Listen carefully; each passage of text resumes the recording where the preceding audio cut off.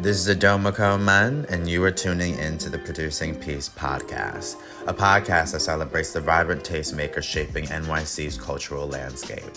From artists to activists, we spotlight individuals driving positive change and shaping the future of our city. I'm sitting with an accomplished individual who graduated cum laude from Hobart and William Smith Colleges in New York, holding a degree in sociology with minors in Africana studies and public policy. She's made history as the first Black woman to win the Kiefer Award at Fordham University. Recognized by Essence and featured in Black Enterprise, she's also delivered her own powerful TED Talk and had the honor of speaking on a panel for the NAACP Awards. It is my honor to be sitting with an old friend, Afrika O's. Thank you. I love that. That was great. You did your research. Yeah, I mean, so it's been such a long time since I've seen you. I know. Almost 2 decades. Oh my God. Yeah. Which is just, it feels weird because it's like, well, I'm gonna be completely transparent. I'm super nervous. I'm excited. And I think it's because of like, oh my God. I think it's because like, I don't like the way how you and I are connected is through your mother. Yeah. And y'all connected before she passed, right? Yes. Yeah. And so it's like I was doing my homework on you, seeing you right now. It's so wild because you have her face. I know, everyone always says that. Like you literally have her face, and now you're like in a way living her extended journey. Yeah. Like, and you know, through the research that because it's been such a long time since I've seen you, you know, I know you as Afrika O's the only child. Yeah. And then like Kwanzaa came along at some point. Yeah. So like I remember like, you know, we'll get into that, but I wanted to start off this conversation by like honoring your mother, because she was, you know, she's your mom, but she was just as important to me as well. Yeah. And so I want to honor her, and you know, you share your thoughts about your mom and who she is. My mom was so incredible. I was actually just thinking about her on the ride here because election season's coming up. So if you haven't register to vote. But I was thinking about her because she would work the polls every year, and we would always make a joke. She'd be like, "I'm going to go work the polls," and I'm like, "Which one?" She's like, "The one that's going to give me the most money." But she was a poll worker, so when people would go cast the polls, the ballots for both the midterm and the presidential election, she was always there, and she would help people register. And it was just really important for her to be a face in the community, especially when it came to voting season. So I was literally just thinking about that, like, wow, my mom was just so much in the community. But my mom, I mean, I would say if I could think about her in 3 words, it would be community, resilience, and laughter. So my mom was just very funny. She's a jokester. She never took anything serious. She's the type that would make a joke at a funeral. She probably made a joke as she was dying, like, oh man, she actually I was thinking when she passed, she was probably making a joke like, damn, not the cat outlived me, because we had a cat and we had a cat for a long time. So I think that my mom was just an incredible person. I think everyone she touched she just wanted to bring them into the village and community. She just wanted to heal people through just love, because I think she understood that there was just so much coldness in the world. I think a lot of coldness she had experienced, and I think she just didn't want the people to feel that. So she's just she was a Pisces, very on brand for Pisces. I didn't know that part. I guess that's part of the reason why I'm attracted to her energy. I love Pisces. What's your sign? I'm a Libra. Okay, so your birthday's coming up tomorrow. Oh my gosh, happy early birthday. Yeah, thank you. But yeah, it's just so very typical of a Pisces, very spiritual. She always would make very nice homemade gifts. She just always knew what you needed in that moment, whether it was me or for other people. So she's just an incredible woman, and she's influenced my journey, my siblings' journey, and the people around her in the community. You know, because when we were speaking, because we reconnected, because I would be around your neighborhood, and I just would run into her. She was like, take down my number, and we would like be friends on Facebook, and like we would be on the phone for maybe like 2 to 3 hours a time, which was wild. And, oh wow. Yeah, and so I don't know if you remember how I know vaguely of how we kind of met, but yeah, the way how I came familiar with your mom was because your mom and my mom used to work Work together. together, yeah, And yeah. then I think there was like an appointment my mom had or something like that, and your mom watched us. And I thought she was like this single girl or doing this thing, and then like she introduced us to you. And that part of my life was so pivotal because I don't know how much memory you have of those times, but I just remember like us playing Barbie dolls Yeah, together. yeah. Because I had all the Barbies. You had Yeah, yeah, all the yeah. The Barbies. dream house, the Mhm. beach house. Yeah. I mean, and then did you ever keep any of those Barbie dolls? Did you ever keep Some of anything? the collectors ones I did, but no. Then like my sisters weren't really into dolls. I guess it faded out with that generation. But no, I didn't really keep them, which is so sad because I had so many. Yeah. But some of the collectors one we still have. And I just remember like that was a thing that we did together. Yeah. And then I think at some point, like, your mother introduced my mother to your nana. Yeah, yeah, And yeah. so like she would watch us, and I can't remember the other two boys, but it was like Kamoy and Oscar probably. yeah. Yeah. And so like we would like all stay together, and it was just, I don't know. I always was so excited to like see you because we would like because that was the thing that I did with my sisters, and to do that with someone, you were the only other person besides my sisters I Mm-hmm. played Barbie dolls with. And so, well, now that now that I have a question, I wanted to know like, what did you think of that time when we were together? It was just fun because you also had a lot of siblings, I remember, and y'all Hmm. lived in the Bronx. No, so we lived in Spanish Harlem at the Okay, time, and for some then reason I thought y'all lived in. we Oh, okay, then moved to the okay. Bronx. Yeah. But it was always fun to me. I mean, I always liked playing with a lot of people, and my mom, I feel like we were always doing things. She would take us to the skating rinks. Like there was just stuff that my Yeah. mom would plan for us. But Hmm. I was an only child when we met, so and even then my brother was younger, so I always enjoyed playing with people, and I loved the Barbie dolls, so that was great. So I just remember it being just lots of fun. Like I remember us just having fun, and I don't recall if your mom was a single mom. I think that she was with your It dad. was like off and on. Yeah. But for So the most part, she kind of was, but then she wasn't. It was such a wild time that they had together. I mean, all that to say, like I liked that vibe. Just I was just used to it, so it was just fun. Like I feel like I just had a lot of fun in my childhood for a certain amount of time. So yeah. Yeah, and so like that brings me. I mean, and this is I don't want to shock you when I say this, but like another pivotal point was Kwanzaa's dad.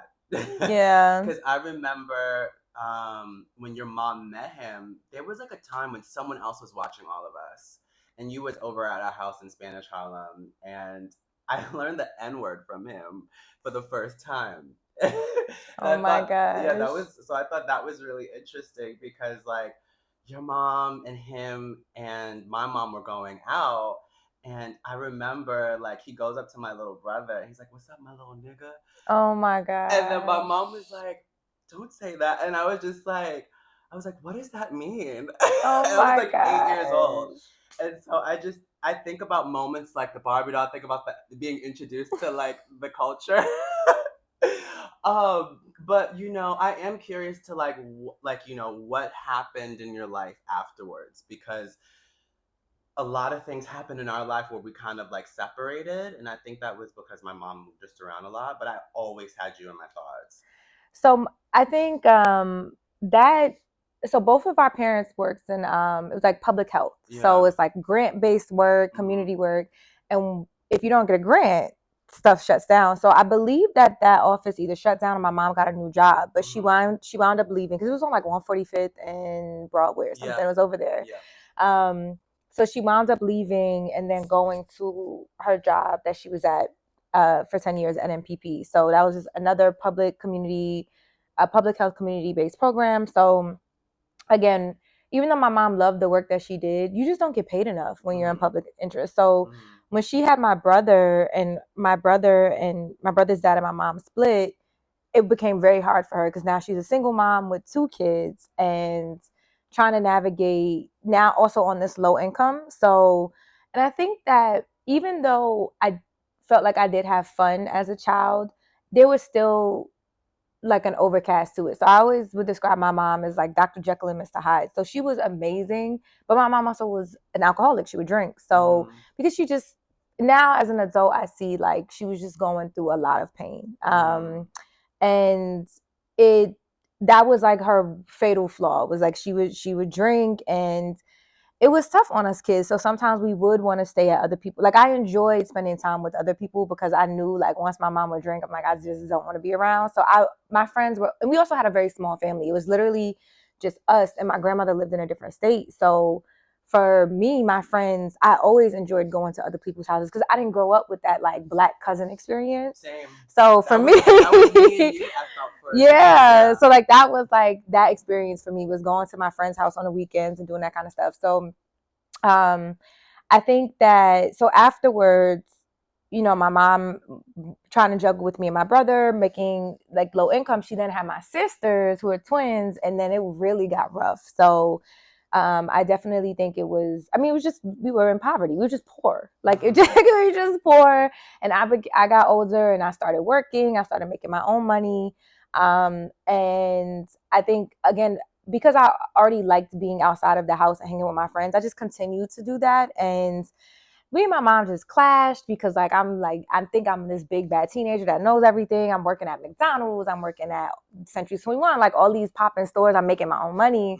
So for me, I guess I thought I was so grown. And so we clashed a lot. And I think that's typical for most teenagers to clash with their moms, specifically daughters and moms. But and so, yeah, after that, I mean, I continued to stay in school and stuff, but it was a struggle financially. And I started working to support myself.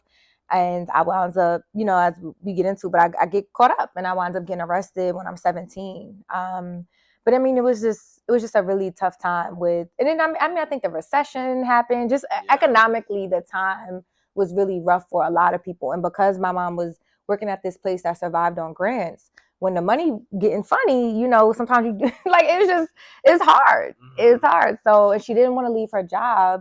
But she, you know, she had to support these kids, and on top of her mental health and everything else going on, I think it was just really rough for my mom being a single parent during those years. Yeah. I mean, it was, I think it was just that time. I don't know if you remember, I remember one time you wanted us to call you Penny Lane.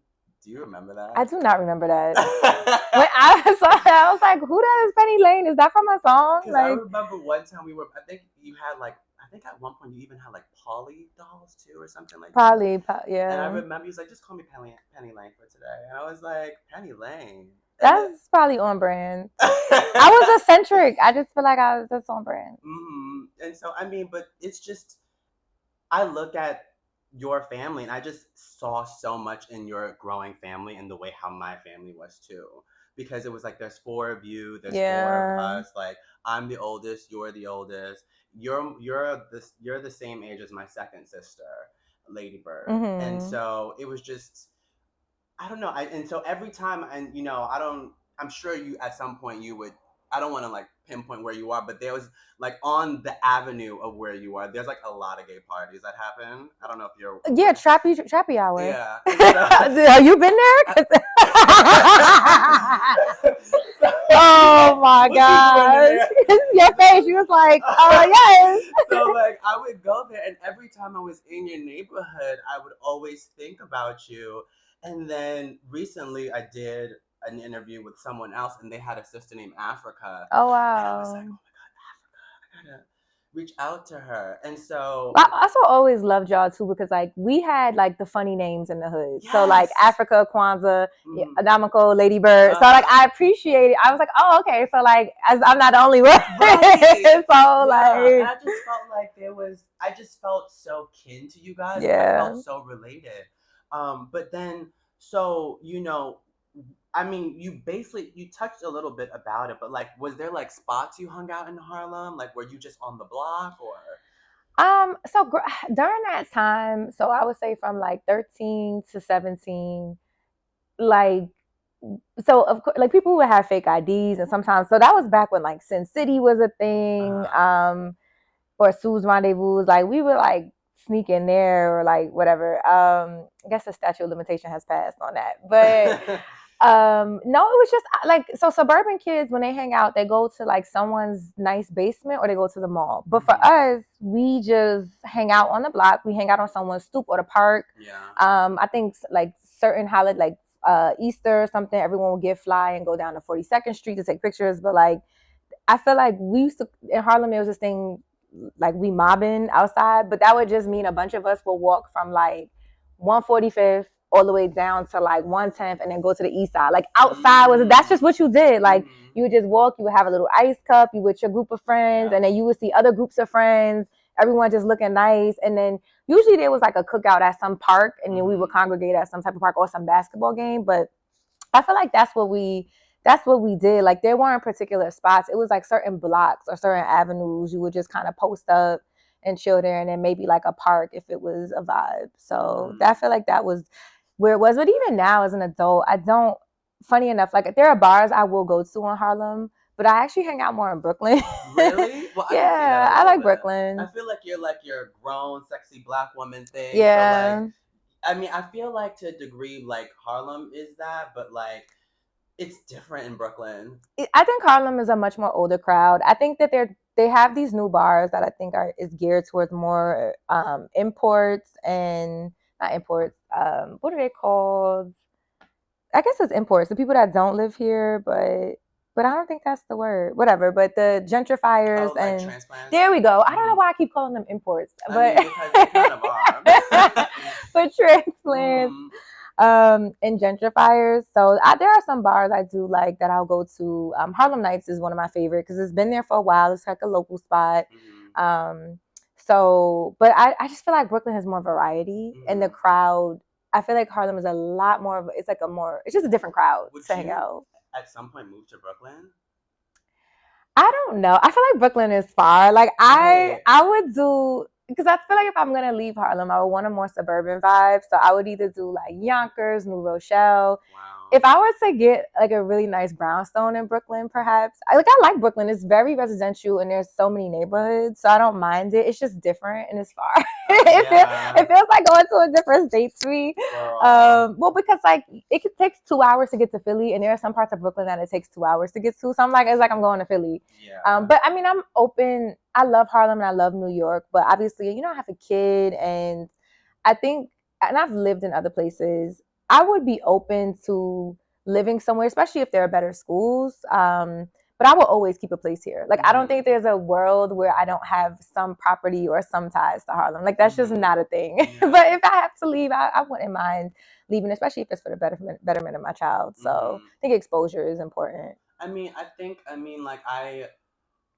because after like, because like I said before, we haven't seen each other in such a long time. Like a lot of this conversation is tied to like some of the stuff that I saw online and like, your personality. And one thing that I just get from you is that like, when I met you when you was younger, I'd known you, which it doesn't surprise me that you're like this now, that you've always been a scholar. Yeah. And so like your mom put you in good schools and all these other things. And so, but your vibe gives me like, I'm a New Yorker. Like you are such a New Yorker, like Africa and like Wyoming, like Africa and I mean like sure DC whatever, but I feel like you're gonna still hold yourself with sophistication and class and make moves with like all the accolades you've done, but still be a Harlem girl. Always.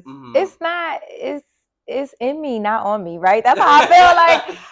Like I will always carry that. Even when I lived in South Africa, it was the same. Like I've lived in other places, and I've always kept that Harlem part of me for sure. So, but because I've been exposed to the world, I also realized just the value of leaving the 45 blocks that make up Harlem. And I think when I was younger, it was like Harlem or die, Harlem or die. And when I went to college, and then when I lived in South Africa, I was like, oh my God, the world is amazing. Like I love I think it just changes my perspective. It gives me a new appreciation. I love New York, but there are some things I don't like about New York.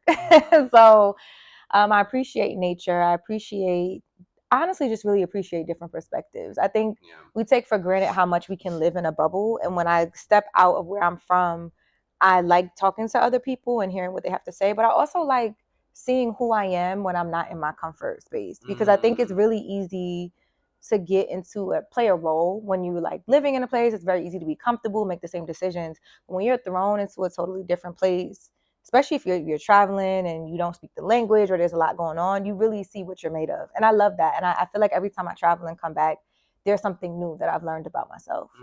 So what was the experience then when you were in South Africa then? Because I've never been and that sounds interesting.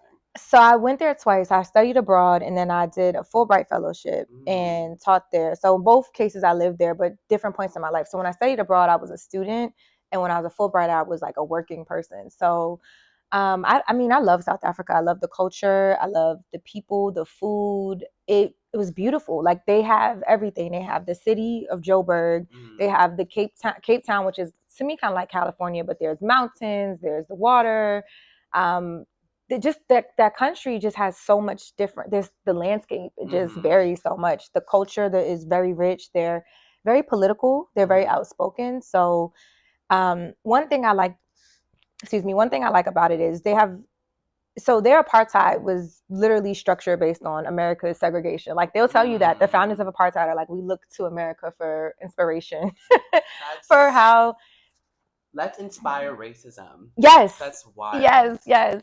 So going there, I think a lot of white Americans go to South Africa and they're appalled because they're like, I can't believe something like this is still going on in terms of just the blatant segregation. But then Black Americans are like, well, it happens here too, right? So I think a lot of white Americans will travel to South Africa and they'll have this awakening of. Sorry, continue. I'm like paranoid, so okay, continue. They'll have this awakening, and I think for Black America, well, from my experience going there, it wasn't it was awakening, but in a different way. I was like, oh, wait a minute. So in South Africa, there's like different neighborhoods. So there's basically like a white neighborhood, the Black township, and then like the colored township, which is like mixed race. So I would notice like, wow, I can't believe the sidewalks in the like in the Black neighborhood looks like, or like you could just see the infrastructure change. And then I would think about it like, wait, it's like that back home too.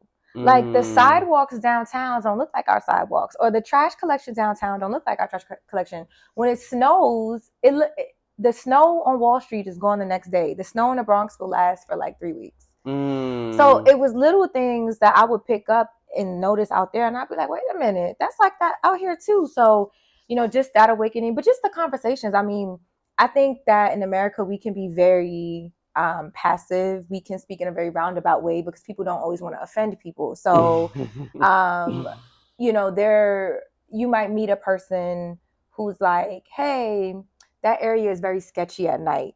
But what they mean to say is that there's a lot of Black people there that like sell drugs on the corner and you might not feel safe, right? That's what they mean to say. But in South Africa, I would meet white people that would be like, hey, be careful going to the township because Black people will rob you. Now, that is racist, but it's like, at least I know who you are. Right. I know, and I can stay away from you and I can navigate in my own way. So I think that was something I didn't appreciate the racism, but I appreciated that, like, the honesty and transparency. Because I knew, and then even it wasn't just like the racism of the white folks, but even just their Black people were very outspoken too. Yeah. Like, they was like, no, I'm not gonna put up with this shit. I'm gonna say something about it. I will push back. Their students were very vocal. There was just a very strong political atmosphere out there. And they have a lot of political parties. Of course, there's like a few that just that dominate, but I just felt they were so mobilized. And whereas when I come back here, it feels like in America, we're so much more desensitized. I think we've lost a lot of hope and motivation. We don't believe in our political system. Whereas in South Africa, because they had to, I think it's so fresh for them, like the right to vote and everything. There's still this energy there of wanting to be involved, this outspokenness. And I just truly admired just how much they were willing to fight. And they spoke up about it and they were unafraid. So the mobilization, I mean, I love it. I still love it. The country's beautiful. The people are amazing. And I think every time I've been there, I've just come back so much more inspired to do more when I'm here in the States. Before we continue with our conversation, here's a clip from the film Peace. You would?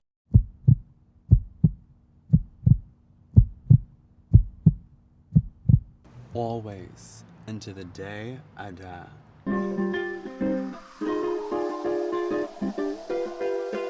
More when I'm here in the States. I mean, that's because I've traveled around too. Like, I've been to like South America as well, like Brazil, Ghana, Cairo, all these places.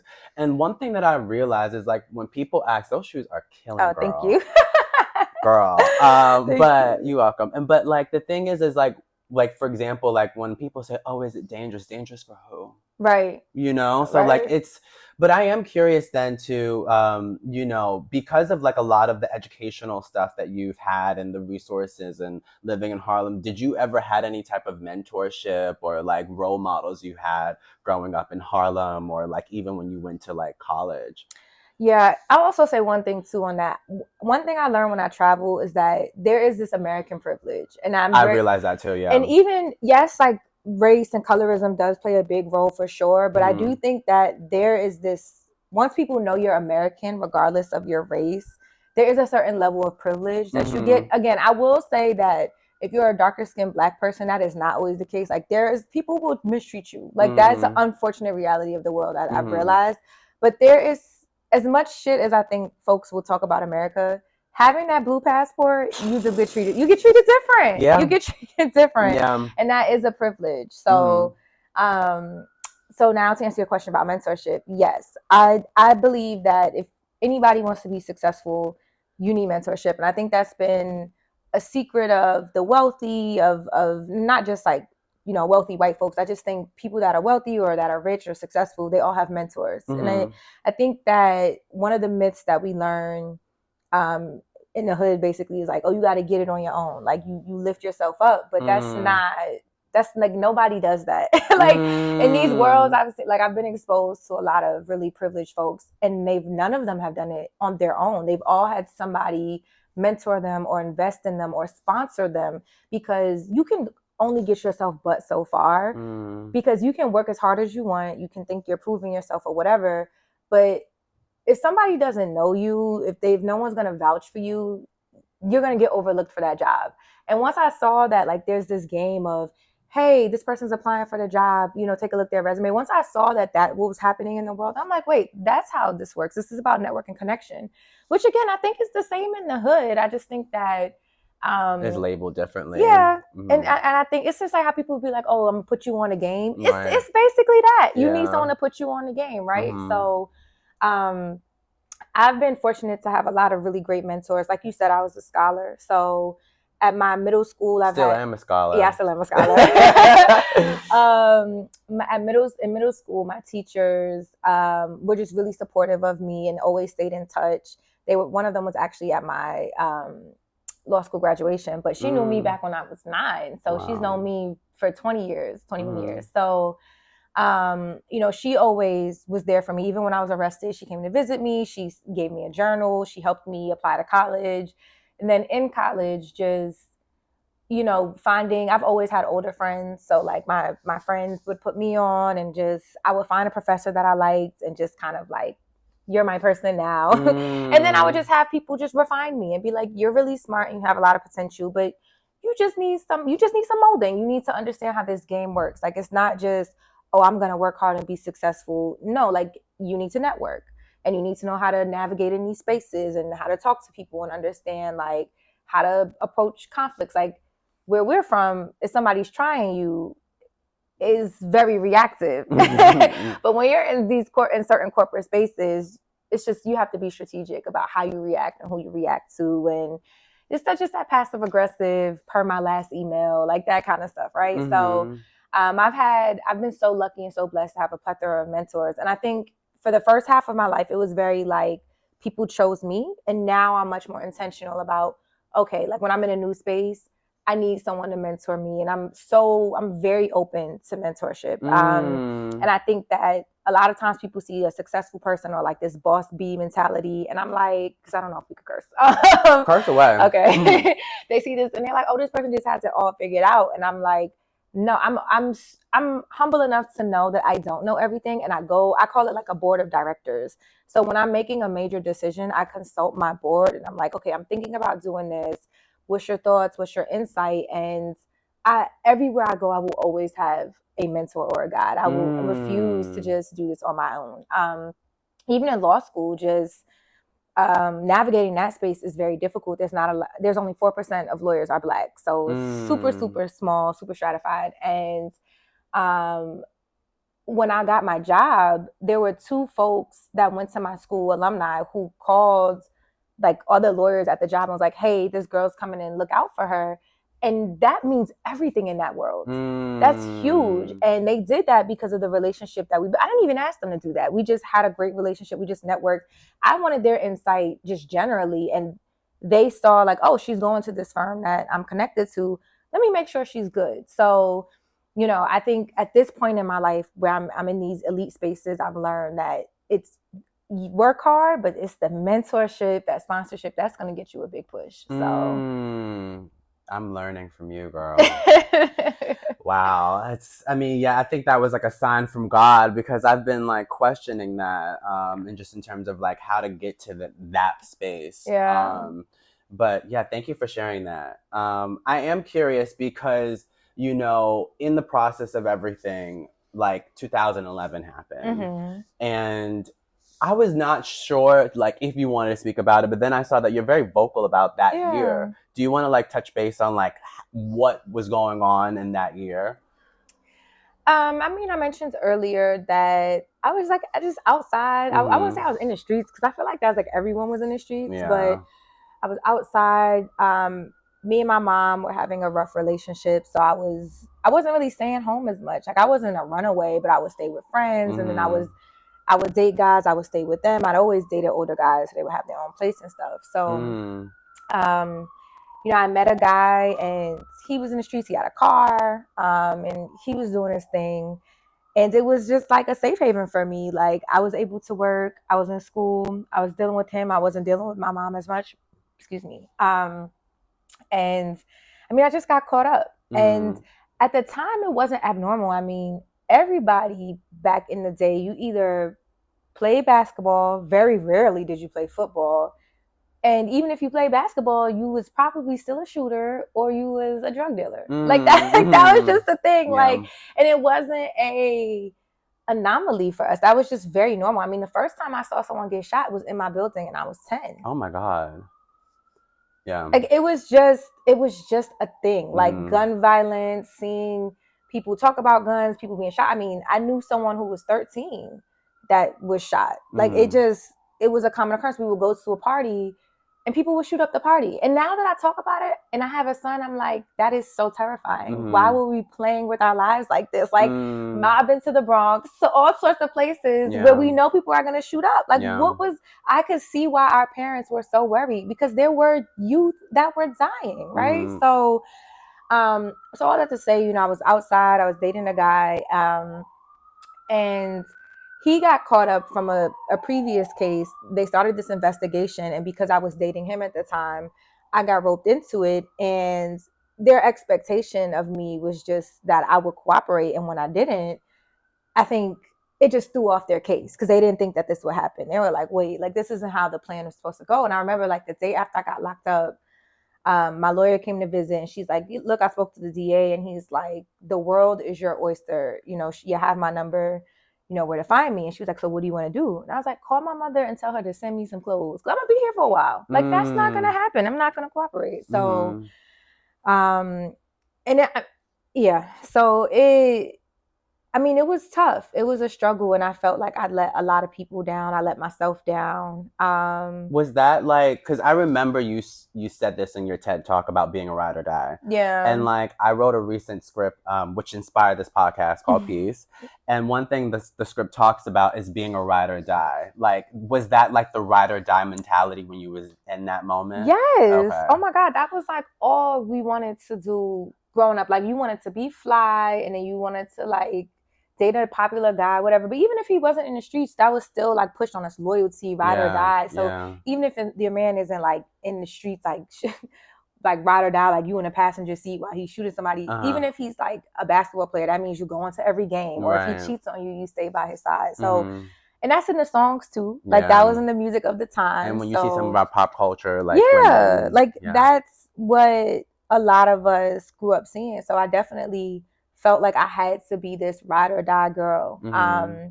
And now I'm like, where are we riding and why are we dying? Like, is there life insurance involved? Like, why do we have to die? I hear you on that. So I definitely think, and that comes from, it's a lot of different reasons where I think that stems, and that could be a whole other podcast. But I think it's like, I mentioned this in the TED Talk, just about self-esteem, and I had low self-esteem growing up, and I think I picked up some things from my mom. I think she struggled with her self-esteem as well. And when you're young and you're looking for yourself, you're looking for love, and you're having a difficult childhood, I felt like I was looking for love in everywhere else but my home, because I didn't feel like I necessarily had the love that I wanted. I'm the oldest. My mom had these other siblings to deal with. We were having this contentious relationship. I felt like she didn't understand me. I didn't understand her. So when I met this guy who just loved on me, I'm like, oh, this is what I want. Like it just felt really good, and I didn't want to let that go. And now that I look back, I'm like, well, that wasn't love, but that's what I thought it was, because I just didn't have high self-esteem. Like I thought that I just wanted to, I mean, it's kind of like, sounds like a drug, but like you want to keep that person around. So you kind of just not do whatever, but you're willing to put up with so much, because that's where I guess I put my self-worth. Was like, if he shows up and loves me, that must mean that I'm worth it. So I was like doing whatever to make sure he still showed up. So to prove that I was worth it. This is never ending cycle. So, now I don't have that mentality of ride or die. I mean, I think, again, growing up, there's always this like loyalty we have, but I think it's a trap for women. I think Black women are told that we have to like ride or die, not just with men, but even family, even toxic jobs, friendships. And it's like, that doesn't really serve you though. Like, because you're ride or dying at your own expense. And there's all these statistics that you read about how when women are diagnosed with cancer or terminal illnesses, they get those men will leave them. Whereas with men, like women will stick by their side or whatever. And like, I think, and not to say that men are the standard for how we should be, I guess, measuring love, but I think about that and I'm like, how many women in our families, in the community, have been ride or dies at their own expense? My mom. Right, like losing jobs, losing money, peace of mind. Peace of mind, that's the number one thing. I think my mom when my mom died, the coroner said that her heart was 3 times the size of her body. And I feel like my mom was like an ultimate ride or die, and I love that for her. She was great with her kids, but at some point I'm like, I wish you could have been a little more selfish, because I think it wouldn't have turned out this way. I say the same thing about my mom too. So I can totally relate to that. That's why I guess our moms were friends. Wow. That all, because I mean, it's hard as a single Black woman with kids. Like I think it's tough. I think it's tough. So it's no judgment, but I think now one of the things, if young women were to come to me and ask me, remember I saw Michelle Obama say this, like, wait, don't rush to get in relationships. Yes, wait. Put yourself first. You have a lot of time. There's a lot of technology out there. If you want to get pregnant at a later age, we can make this work. There's a lot of different things. So I think I used to think I had to like meet my high school sweetheart. I was going to be married and have a kid by 25 and like live this whole different lifestyle. But no, like I think that often, not just myself, but friends, a lot of their bad decisions have come from like men. Girl, me too.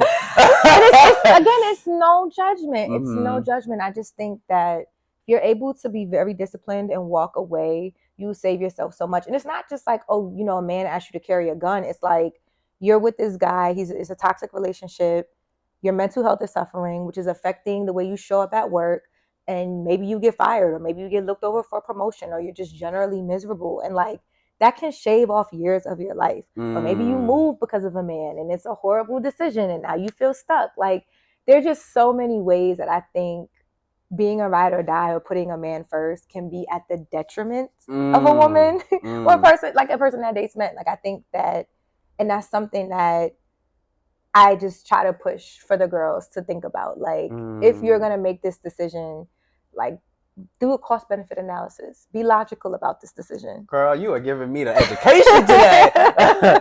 Wow. You know, but I am curious because, you know, circling back to 2011, like I remember during that, on the opposite side of where I was during that time, I just got like jaw surgery. I was in college, and I just remember hearing about it. Yeah. And I just remember like there was like this girl, Afrika, is going to court, and I'm like, Afrika? Afrika who? Not the girl I know. And then when I saw it, it was like low key. It felt like, you know, because I remember that it was kind of like the same thing with like Tiana Taylor. Like when I went to elementary school with her for a year, and I remember I was talking about her Sweet 16. I was Tiana, the girl that I went to elementary school with. So with you and the story that you had, it was like, I don't know if it was just me, but because I was in Harlem, I felt like everybody was talking about that story, and that was not during a time of algorithm. Right. Like it was so out of control to the point that people were talking about the outfits that you were wearing to the court case. I don't know if you So why was it such a big, I mean, granted, I understand like it was like a lot of like illegal stuff happening, but why were you single? I don't think I even remember hearing about anyone else but you. It was such a juxtaposition from my life. So I had attended this prestigious prep school, and it was like one of the top 10 schools in the country, maybe like one of the top in the world for boarding schools and prep schools. It's like where people go and then they go to Harvard. Like it's those type of wealthy families, like the people that think about Illuminati, like those type of people go there, right? And so I go to this prep school that costs the same amount as college tuition, and I'm now caught up in this gang sweep. It just was such a stark juxtaposition, I think. For like, how did this straight A student who also went to this prominent church, Abyssinian, get caught up in this? Like, this doesn't really seem like it makes sense. And again, it could have been just a slow news cycle. Maybe the news really didn't have much to speak about, but I think it was the sensationalized story of seeing a star fall. Like, oh, like this person did all these great things and now like they have fallen. Like, and I think America loves that. We love a rags to riches. We love a Cinderella story, but we can't help it, but we're messy. I think America also loves to sensationalize a fall in grace. Continue being up to date with all things peace by following the links attached to this episode. Thank you for tuning in. Now let's wrap up the show.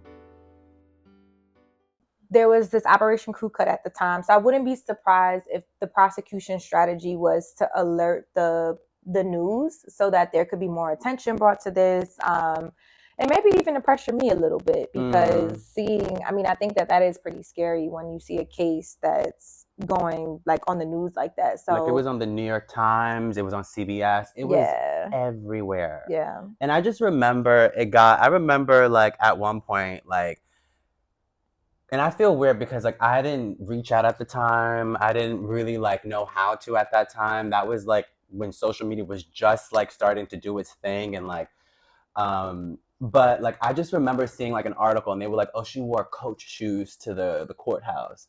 I don't know if you remember. And I don't know if it was Coach. Maybe it was Tory Burch. I think that's what it was. It was Tory Burch. And I was just like, why are they talking about this? Like, and it was just like, it felt so inappropriate. And I just was upset at the whole situation.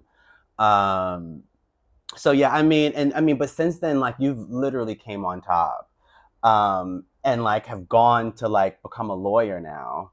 Like, what has that journey been like for you? I mean, it's been a journey. I mean, I think I remember at the end of one of the articles, I said, like, my life is over. So I thought I let everyone down. I mean, even before my arrest, I was very unhappy at the prep school that I was in. And it wasn't like, I think because not many people come from Harlem and go onto these prep schools, I think it was this whole, oh, she wasted this opportunity. It should have been given to a kid more deserving. But it's very difficult to take somebody who's on WIC and food stamps to this elite place where people are going to winter. That's a verb. They go winter in Aspen or in the Alps. I showed up and I had, those, they call them Ghana must go, but those like bags, like the African bags. Is it the white and with the checkers? Yes, I know you're talking about. Like I came up to school with those. I didn't even have new linens, and people had like all sorts of new stuff. So I came to school, I felt like just like Raggedy Ann hand-me-down stuff. So it was a culture shock, and it was hard. I mean, it was hard to find. Yes, there were other people of color, there were other Black people, there were other people from the city, but I did feel very out of place there. So even before, it wasn't like everything was all rainbows. It was very hard. There was a lot of racism. There was a lot of prejudice. This is the 1%. So, and what school was this again, if you don't mind me asking? Or, well, you don't have to say. I'll just say a prep school. Okay. But yeah, it was tough for sure. I don't regret the experience. I think it exposed me to a lot, and it was a top tier education. It's not like it's off the table for my child, if that's what. And I think the experience is very different for Black men and brown men than it is for women. So I'll say that.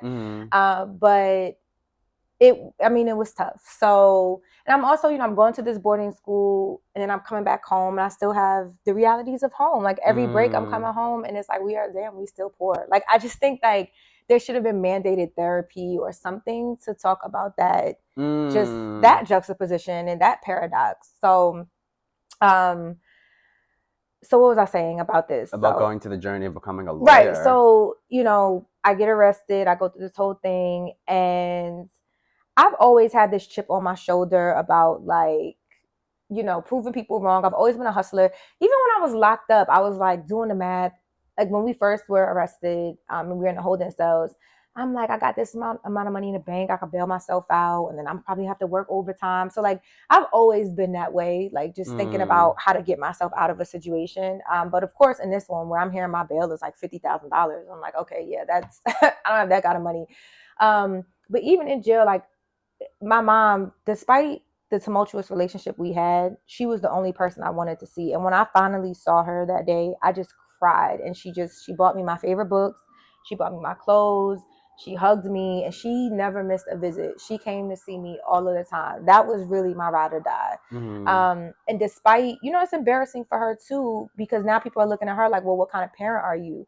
And I think I didn't know that at the time, but as I look back, I'm like, wow, that was really tough for her. But she still showed up for me. Like that is unconditional love.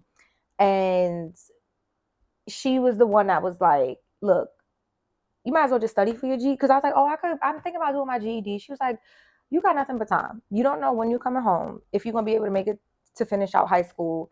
Study for your GED. And then by the time you pass that, you could just start studying for your SAT. And then maybe you'll come home within 3 years and you'll be able to still go to college. Like it'll still work out. So I was like, actually, yeah, that sounds like a plan. So even when I was in jail, I was studying for the GED. I had a job when I was in there. I got my food certification, and I did SPA, which is suicide prevention. So I did all those trainings. Like I was even a leader within Rikers Island. Like they had to send. There was one of these hurricanes that was there when I was locked up. They had to send a unit representative, and we didn't even vote. One of the girls who was kind of like the big homie was like, "We not even voting. We sending Afrika." She's like, we already know we sending this girl. Let she go and do it for us. So, I'm in there with people with all sorts of crimes, and I'm like studying with my GED books. And I mean, they held it down. Like people was very respectful. Like they knew I was studying. They'd be like, all right, like she's studying. Let's move over here and play cards. People like, yo, she's studying. Like keep your mouth down or whatever. Other people were studying. We would study together. It was like some little tutoring sessions that we had. So like, I mean, people were very smart. Like people were very smart on Rikers Island, right? So I think the difference between me and them was just opportunity and who on the outside was pushing them, who was believing them. Because even when I was doubtful, I would just think about, like I would talk to my mom or a teacher or whatever, and I'm like, they believe that I could get through this, which is crazy to me because I'm like, I'm on the front page of the news. No one's ever going to want to hire me, yet alone go to college. But my people were like, no, you can do this. A whole community paid for you to come out. Right. Which, that's amazing. Yeah. That's a great amount of support. I mean, and it wasn't without a fight. The Reverend Ebony Marshall Turman, she was a big push of that. Like she was pushing the church, and the church had to vote on it. And there were some people that didn't want that to happen, right? So, that was a lot of pressure. So I'm like, damn, I hope I don't let these people down. And in a way, so then I came home, I was able to finish out high school. But part of the conditions of my release, which was very rare, the judge was like, look, you have to graduate high school and you have to go to a reputable college that I approve of. That's just so, like, judges they can do that, but they don't do that. And that's a lot of pressure because it's like, well, what if I don't get into a good college? Am I going to go back to jail? And then what if I fail a calculus? Am I going to go back to jail? So that pressure did help push me to get me to, where I'm at now. But it was still very like, I mean, it was scary because I didn't know. But again, I had this chip on my shoulder. I would read the comments and people would say all these things about me. And I'm like, you know what? Now I'm going to do it and do it twice because now I got something to prove. Like, because and then even the judge and the prosecutor, I just know that they didn't believe in me. And I wanted to just like shut everybody up. So I got into my school, got a full scholarship. Wow. And I went up there and I remember talking to my godfather and he was just like, you have an opportunity that most people don't get. Not only do you have a second chance to come home from jail, but you about to go to this elite school that's 7 hours away from the city in a bubble. Like you really can show people what you're made of when you don't have all that noise. So I went up there and it was the first time I think just felt free. Like, and I got a 4.0, a 3.9 or a 4.0 my first year. And I loved it. I took political science. I took sociology. I took public policy. I took all these classes that I just felt just were for me. I mean, I got elected as the Black Students Union president. I felt like I could really emerge and be myself. People actually invested in me and my confidence grew a lot. So from there, I was on probation the first 2 years. So I still had to, and I remember the first year bringing my grades and he was proud of me, but I was like, is he going to close my case? And he was like, okay, I'll see you next semester. And I'm like, I really don't want to be on probation. Like, I'm done with this. So, and that's scary again, because everyone in college, they're out drinking. And I'm like, damn, if I get caught drinking by campus security, am I going to go back to jail? Like everything for me was like, am I going to go back to jail? Am I going to go back to jail? So, I just didn't want to squander this opportunity. And I'm like, I got this second chance. And not only do I get to like prove people wrong, but I was like, just how far can I go? And even when I got to school, I didn't even get a roommate because people were like afraid to room with the like. Are you serious? Then somebody taped my article to my door and I was like, I'm going to be on the front page of the school's website. So everything for me, like once I came home from jail and like I went through that experience, I was like, okay, nothing can shake me.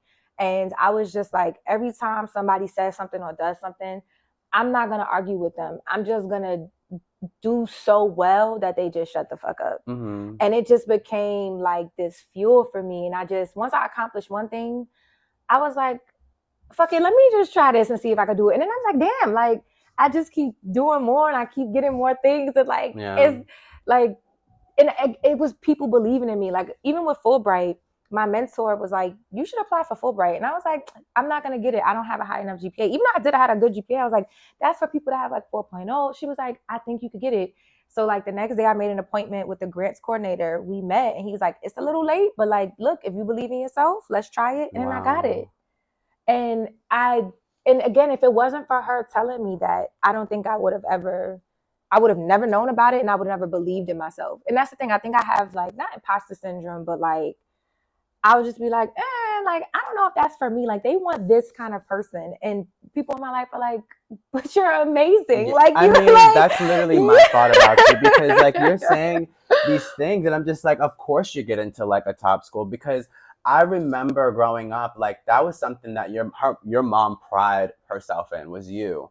And like, she would always talk about the good schools that you would go to and all these other things. And so, but yeah, I mean, it was not a surprise to me that you would be here in terms of like having a great education and being top in the line of that.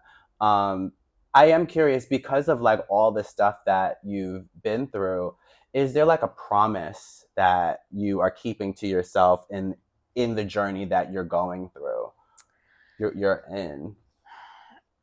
I think just knowing my limit when it comes to love and relationships. I think I'm just so much more cognizant of the impacts of our relationships, not just romantic, but friendships, family.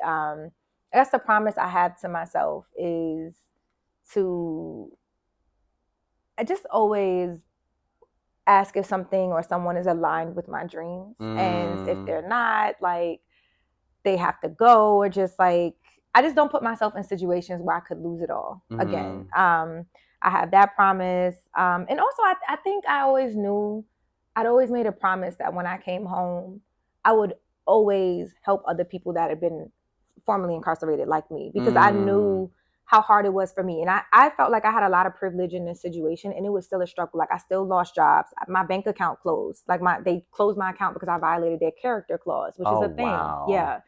So I was like, no matter what, like, I want to make sure I do always give back or share my story or help other people, because I know how difficult that can be. And I just made a promise. To me, it's like, oh, they're gonna have to get it back in blood. Like, I was like, I would never go back to jail again. And like that, but also I have this second chance. I'm going to do everything. Like, if I have a thought in my head of like, I want to do this thing, if I think about it more than once, I'm just like, look, you could be dead or in jail tomorrow. Just do it. Yeah. Just do it. So as long as, I mean, like, ethically, like, I'm not like out here just doing whatever. But if it's something that's a fulfilling dream for me, like, I'm going to push myself. I'm never going to let myself be my own limit. I'm never going to be my own worst enemy, because when I was locked up, I said that, like, my life is over. I didn't believe in myself. So I would never let that happen. So even when I had my son, my mom died, and it was all this going on in my world, I didn't let that stop me. I was like, I still want to be a lawyer. I still want to achieve these things. So it's a promise I've made to myself. I'm never going back to jail. You know, I will always give back to the formerly incarcerated community however I can. And I will always, with this chance that I have, everything's for the taking. I will always push myself. I will never let myself be my own. I will never be my own obstacle. I love that. I feel like that's important. I'm not going to hold you for too long. I have 3 questions and I'll let you go.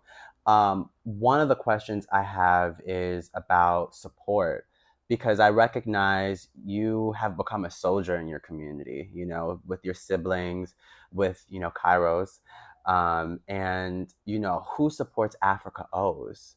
Like, you know, because, you know, of your story you just shared. Yeah.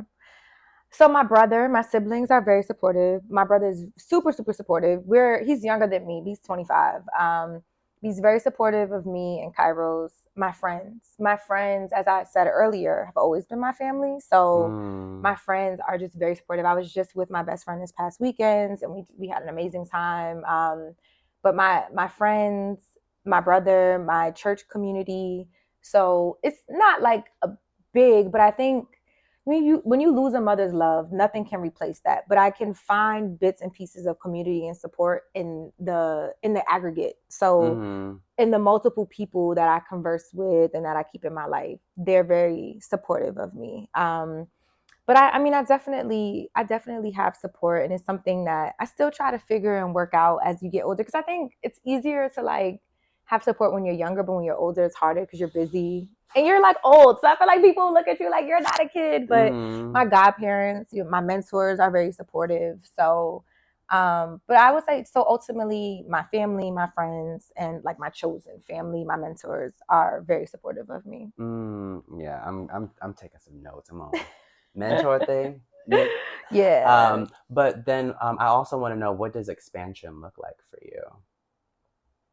Because you've achieved so much, and you know, people are going to continue to be interested in what Afrika O's is doing. I somehow see down the line that there's going to be a biopic about you. So I definitely want. It's so funny because I feel like I'm just getting started, but I would love to write a book. I would, if it turns into something like a biopic, for sure. Definitely more speaking, more podcasts. Somebody told me I should start one, but I don't have that type of discipline. But I can be a guest. I like being a guest. I'm glad you're a guest. Yeah. I think so. Continuing to get my story out there, or just other thoughts I have, but you know, public speaking, writing. I would love to. I had a blog, but I haven't written in a while. But continuing to put my story out there, writing my story, public speaking, doing motivational talks to formerly incarcerated communities and just young women in general. And I mean, I just want more. I want to continue in this corporate life I'm working on, but giving back to the community. So once I figure out what that looks like, I would love to make that happen. But I literally feel like I'm just getting started. Like I'm still a baby lawyer. Like I just started being a lawyer. So for me, it does look like balancing being a mother, a good friend, family with my public speaking ventures, my book, like getting my story out there, and then some sort of corporate ventures that I can figure out how to turn into like a public spinoff, like a public interest spinoff if I can. You know, I feel like I just look at you and I just feel like you're an extension of your mom, which you are technically, but like you don't have to live up to your parents. I understand that. But I feel like, especially through what I know, like you're continuing on, especially like with her scholarly attributes as well. Yeah. So I love to hear that. My final question is, how do you produce peace? I love that question. So I thought about it extensively. For me, I produce peace. I think that is intentional. I think you can't just like let peace come to you. You have to choose peace. You have to choose happiness. You have to choose resilience. And I produce peace by being very intentional about how I spend my time, who I let into my space. I think that peace looks differently for everybody. So when I think about what peace is to me, it's like a Sunday morning. My son is probably he's either asleep or he's like with his dad or with family. So it's quiet. And I'm drinking tea and I'm listening to some of my favorite music. It's probably like some chill R&B vibes. And I'm like looking out the window and Harlem is quiet, the city's quiet, and I don't have the anxiety of, oh my God, I have a million things to do today. Like that to me is just very peaceful. And if it's not that, it's like me overlooking some river and some mountains on some countryside with the same type of vibe. Like I just don't have to worry about a million things. But how do you actually produce that? I think to produce peace, it's a mindset shift, and you have to actively think about it. So there are times when I'm like, you know what, I'm choosing peace today. And it comes like if there's an interaction that I have and I see that somebody's really upset, I have an option. I can engage in it and I can get upset, or I can be like, I'm choosing my peace today. So I'm going to respond in a way that's going to deflect or just disengage disarm you, or I just don't respond at all. So I think for me, I just produce peace by choosing myself and being very intentional about it. You have to pause. I think you produce peace by pausing. You have to pause. You gotta pause. Yeah, you gotta pause. You gotta take a second and say like, okay, what? And this is very like logical, very finance of me to think like, what is going to get me the outcome? The outcome is for me to be peaceful. So I need to stop instead of just reacting. I need to take a second. And I think people that just take a second to think before they react, to me, those are the most peaceful people. I think you have to. And I think it's because, again, we live in a chaotic place in Harlem, the Bronx. Like, it's just not much like peace, right? Yeah. As adults, our lives are just not very peaceful. As a single mom, there's just not a lot of peace. So when you have a moment to just take a step back and think about what is going to bring me peace, whether that's drinking tea or whether that's not responding to somebody, not dating somebody or whatever it is, I think that's how I produce peace. I take a pause and I think about what I want, and I'm very intentional about it, and I'm very disciplined about what I want my peace to look like in that moment, in that space, in that year, that week, whatever. And I choose things that will serve that moving forward. And it's hard. It's hard to choose peace. Girl. It's so hard to choose peace, especially if you've been conditioned to react a certain way, especially when people are trying you. Like, it's very hard to choose peace, but it's like a muscle. It's like any skill. You have to keep practicing it, and you give yourself little goals. So I'll say to myself, like, at the end of the day, I'll reflect. And I'm like, you know what? I'm very proud of myself. I may not say I chose peace, but I'm like, you know, I'm proud of myself. I like did this thing. I chose peace today by doing X, Y, and Z. So I don't always have to be on my Buddha. Like, I'm peaceful every moment, because I recognize that's not possible for me. But there are moments where I have chosen peace. So when I look at it in the aggregate, I'm like, oh, I have chosen peace. Like, I am a peaceful person. Yeah, there are moments where I had to buck, but overall, like, I did pretty good. So that's how I choose. That's how I produce peace. Thank you so much for being on this show. Thank you. It was so good to catch up. Thank you.